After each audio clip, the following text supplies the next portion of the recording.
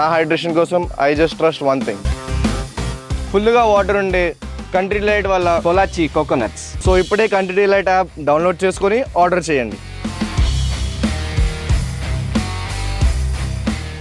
భారతదేశం కళ్ళకు ప్రసిద్ధి. సంగీతము, నృత్యము, సాహిత్యము, ఇలా రకరకాల కళలు.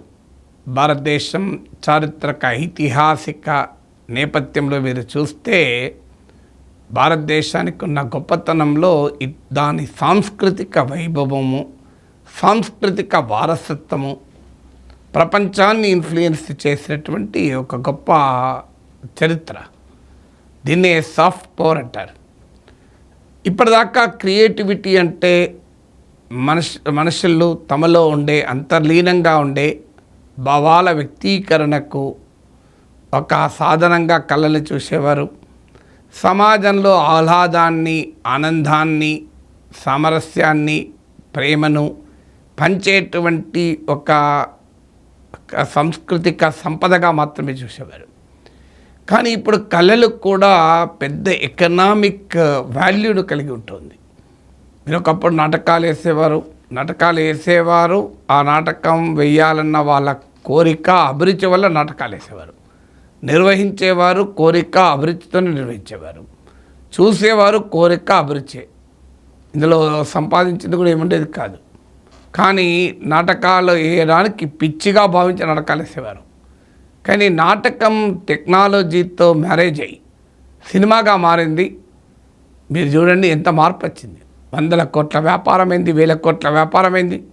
సినిమా స్టార్స్ పెద్ద సెలబ్రిటీలు అయిపోయారు. నాటకాల్లో ఎంత గొప్పగా నటించినా కూడా ఆ ఇమేజ్ రాలేదు, ఆ డబ్బులు రాలేదు. అంటే కానీ ఆ నాటకం అనే కళ సినిమాగా మారి ఒక పెద్ద ఎకానమీని క్రియేట్ చేసింది. ఇవాళ ప్రపంచంలో యోగా ప్రపంచానికి భారతదేశం ఇచ్చినటువంటి గొప్ప సాంస్కృతిక బహుమతి. ఇలా మీరు చూడండి, వరల్డ్ వైడ్గా యోగా సెంటర్సు, యోగా స్టూడియోసు, యోగా యూనివర్సిటీలు. బ్రెజిల్లో అనుకుంటాను, నాకు ఇక్కడ చదివాను యోగా యూనివర్సిటీ ఉందని. యోగా మీద research, yoga is the creation of India. So Narendra Modi prime minister అయ్యాక ప్రత్యేకంగా శ్రద్ధ పెట్టి యునైటెడ్ నేషన్స్లో కూడా యోగా డేగా మార్చారు. ఇవాళ చూడండి, మీరు అమెరికాలో కూడా టౌన్స్లో, పెద్ద పెద్ద సిటీస్లో యోగా సెంటర్స్ ఉంటాయి. Yoga has become an Indian soft power. అదే సమయంలో it is bringing livelihood for many. మీరు ఇంటర్నెట్ వచ్చింది, ఇంట్లో వంట చేసుకునే అమ్మమ్మ సెలబ్రిటీ అయిపోయింది. ఎక్కడో గుంటూరు జిల్లాలో ఉండే ఒక బామ్మ చేసినటువంటి వాటర్ మెలన్ చికెన్, అంటే మొత్తం దాన్ని తీసేసి దాంట్లో చికెన్ వండితే అది చూసి అభిమానంతో పొంగిపోయిన పాకిస్తానీ అభిమాని ఎవరు ఆమెకు చీర బహుమానం చేశారు. మీరు చూడండి, సినిమా కళలు ఇవాళ దేశాల మధ్య కూడా వారధులు నిర్మిస్తున్నాయి. చైనా ప్రెసిడెంట్ ఇండియాకు వచ్చినప్పుడు ఏమన్నాడు జింపింగ్, నేను దంగల్ చూశాను అన్నాడు. So that is the soft power of India. ఇప్పుడు ఈ సాఫ్ట్ పవర్, ఈ క్రియేటివిటీ, కల్చరు, కళలు, art has now become a very big economic weapon. నేను ఒకప్పుడు వార్తలు రాసేవాడిని, వ్యాసాలు రాసేవాడిని. నాకు గుర్తు, వ్యాసం రాసినప్పుడు నేను మొదటిసారి ఇండియన్ ఎక్స్ప్రెస్కి 83లో రాస్తే 40 రూపాయలు ఇచ్చారు. తర్వాత తెలుగు పత్రికలకు 100 వ్యాసాలు రాశాను. చాలా పత్రికలు డబ్బులు కూడా ఇవ్వలేదు. ఏదో 1-2 పత్రికలు మాత్రం, ఈనాడు లాంటి వాళ్ళు పే చేసేవాళ్ళు. మిగతా వాళ్ళు అసలు పేమెంట్ కూడా ఇచ్చేవారు కాదు. కానీ ఎవడిపిచ్చే వాడికి ఆనందం అన్నట్లు గంటల తరబడి చదువుతూ, రాస్తూ ఇలా నడిచేది. ఆ తర్వాత టీవీలు వచ్చాయి.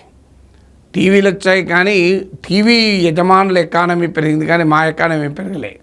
ఉచిత కాలక్షేపం మ్యాక్సిమం వేస్తే టీ ఇవ్వడం. చాలా కాలం తర్వాత టిఫిన్ పెట్టడం మొదలుపెట్టారు. ఉదయం పోతే నా కారు వేసుకొని నేనే వెళ్ళేవాడిని. ఆ తర్వాత కార్లు పంపడం మొదలుపెట్టారు. ఇవాళ యూట్యూబ్ వచ్చింది, డిజిటల్ ఎకానమీ వచ్చింది. ఇవాళ ఇంట్లో కూర్చొని నా అభిప్రాయాలు వ్యక్తం చేయడమే కాకుండా రిటైర్ అయ్యాక కూడా నాకు సాధనంగా మారిపోయింది. ఇది మీరు ఒక డిజిటల్ ఎకానమీ యొక్క గొప్పతనానికి ఈ ఉదాహరణ. సో ఇంట్లో వంట చేసుకునే వ్యక్తి, ఇంట్లో పాట పాడుకునే వ్యక్తి, ఏదో ప్రేమగా మనకి కథలు చెప్పుకునే మనవరాలకి జోలపాట పాడే తల్లి కూడా ఇవాళ క్రియేటివ్ సెలబ్రిటీలుగా మారిపోయారు. గ్రామంలో 10 మందిని ఆనందాన్ని పంచడానికి నటించేటువంటి వ్యక్తి, డైలాగులు కొట్టే వ్యక్తులు సోషల్ యూట్యూబ్కి వచ్చారు, స్ట్రీమింగ్ ప్లాట్ఫామ్కి వచ్చారు, సోషల్ మీడియాకి వచ్చారు, సెలబ్రిటీలుగా మారిపోయారు. దీన్ని అంటే ఆర్ట్ కల్చర్ కళల్ని, క్రియేటివిటీ, సృజనాత్మకతను ఒక బిజినెస్ ఆపర్చునిటీగా, ఒక ఎకనామిక్ ఇన్సెంటివ్గా, ఒక ఎకనామిక్ అసెట్గా మార్చే ప్రక్రియ ఇప్పుడు జరుగుతోంది థ్యాంక్స్ టు టెక్నాలజీ. దీన్నే ఆరెంజ్ ఎకానమీ అంటారు.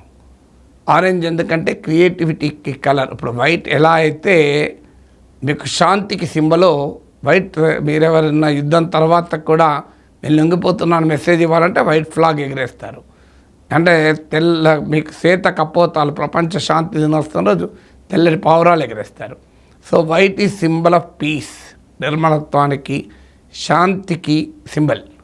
బ్లూ ఎకానమీ అంటారు. మీకు marine economy, fisheries, aquaculture, సముద్ర జల ఉత్పత్తుల్ని బ్లూ ఎకానమీ అంటారు. సో గ్రీన్ రెవల్యూషన్ అన్నారు. మీకు పంటలు పెద్ద ఎత్తున పండితే హరిత విప్లవం అన్నారు.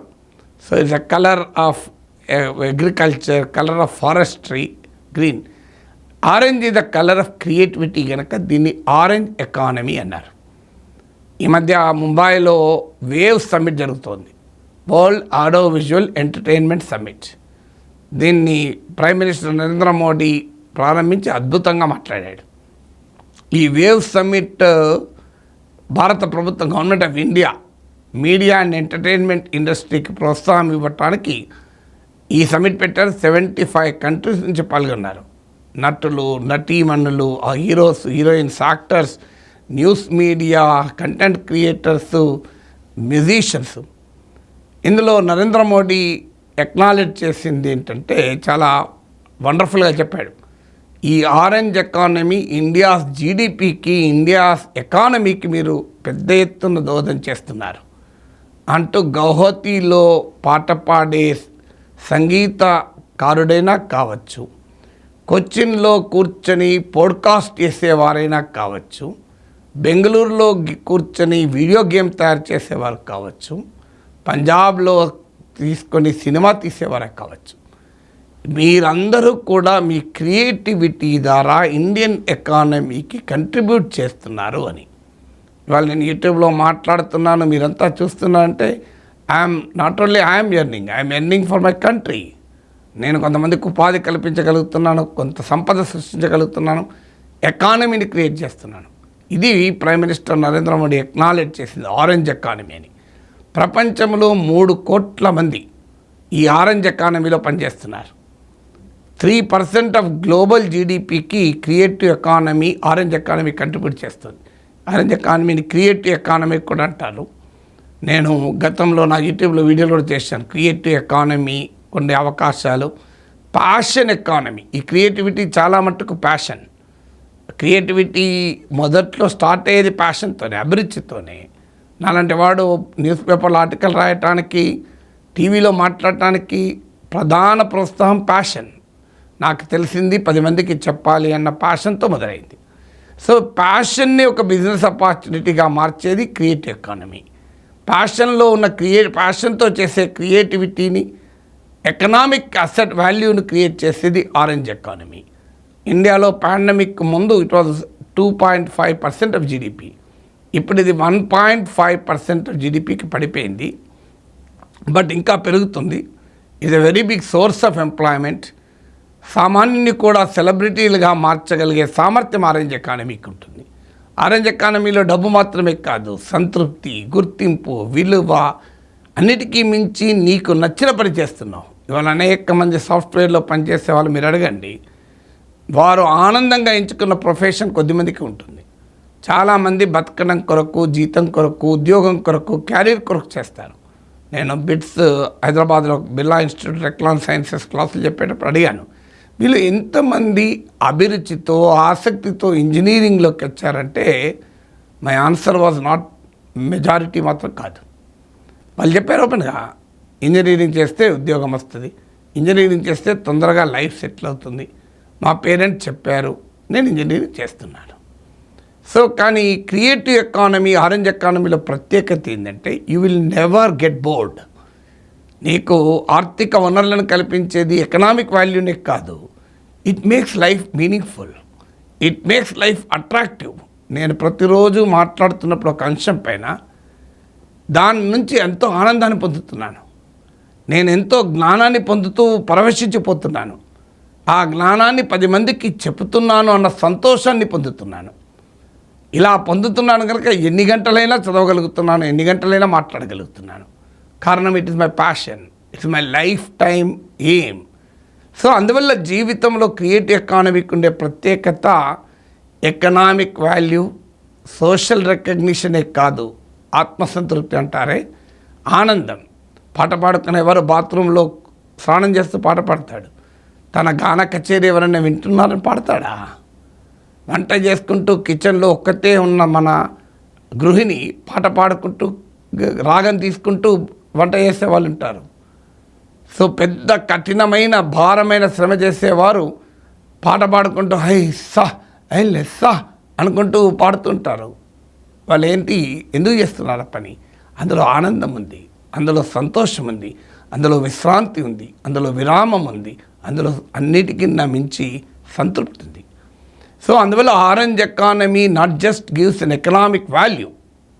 ఆరెంజ్ ఎకానమీలో ఉండే ఆ ఆర్టిస్ట్కు, అలాగే తద్వారా ప్రైమ్ మినిస్టర్ చెప్పినట్టు దేశ ఎకానమీకి, జీడిపికి కంట్రిబ్యూట్ చేయడం ఒక ఎత్తు, సామాజిక గుర్తింపు 10 మందిలో నిన్ను గుర్తించడంలో వచ్చే ఆనందంతో పాటు ఒక ఆత్మసంతృప్తి, ఒక జీవితానికి ఒక పర్పస్ ఉంది, నా జీవితానికి ఒక మీనింగ్ ఉంది, నా జీవితానికి ఒక లక్ష్యం ఉంది అనేటువంటి భావాన్ని కలిగించడం ద్వారా it continues to inspire you every moment of your life. అందువల్ల ఆరెంజ్, అందుకే ప్రైమ్ మినిస్టర్ నరేంద్ర మోడీ పిలిపించాడు, వండర్ఫుల్ పిలిపించాడు, create in India, create for the world అన్నాడు. భారతదేశంలో సృజనను సృష్టించండి, ప్రపంచానికై సృజనను సృష్టించండి అన్నాడు. Create in India and create for the world అన్నాడు. యహీ బాత్ హై, యహీ సహీ బాత్ హై అన్నాడు. ఇది ఈరోజు ఈ సమయానికి మాట్లాడిన మాట, ఇదే సరైన మాట. క్రియేట్ ఇన్ ఇండియా, భారతదేశంలో నీ సృజనాత్మకతను వ్యక్తీకరించు, ప్రపంచం కొరకై వ్యక్తీకరించు, భారతీయతను ప్రపంచవ్యాపితంగా ప్రాముఖ్యాన్ని తెచ్చేందుకు వ్యక్తీకరించు. ఇండియా సాఫ్ట్ పవర్ పెంచుతుంది, ఇండియన్ ఎకానమీకి కంట్రిబ్యూట్ చేస్తుంది, వేలాది మందికి ఉపాధి కల్పిస్తుంది, అన్నిటికీ మించిన ఆనందాన్ని, సంతృప్తిని ఆరెంజ్ ఎకానమీ ఇస్తుంది.